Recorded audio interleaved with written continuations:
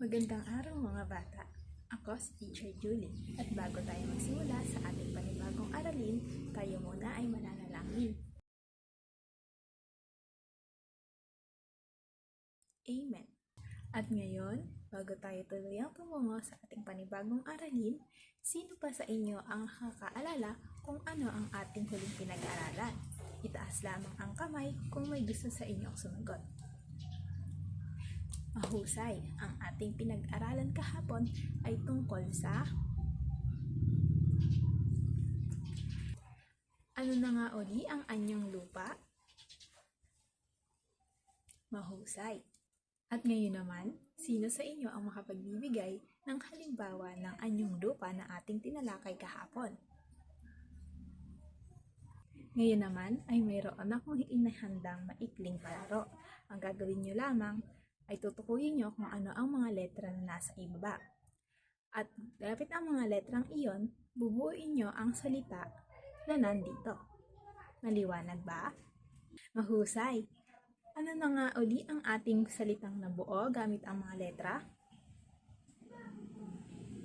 Magaling! Anyong tubig. Ngayon naman, bago tayo tuluyang tumungo sa ating panibagong aralin, ay mayroon pa akong isang inihandang palaro para sa inyo. Ang gagawin nyo lamang ay aayusin nyo ang mga titik sa tamang salita nito. Mahusay mga bata! Ngayon, mayroon na ba kayong ideya kung ano ang ating bagong pag-aaralan? Mahusay! Ang ating pag-aaralan ay tungkol sa anyong tubig. Ang anyong tubig ay likas na bahagi ng kalikasan na binubuo ng tubig at matatagpuan sa ibang bahagi ng mundo. Ito maaaring maalat o taba. At mga bata, alam niyo ba na ang anyong ay maraming iba't ibang uri? At ating pag-aralan iba't ibang uri ng tubig.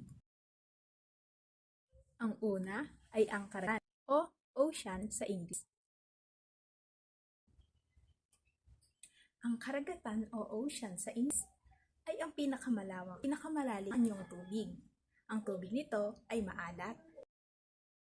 Susunod ay ang ilog o river sa Ingles. Ito naman ay isang makipot at mahabang daloy ng tubig na umaagos patungong dagat.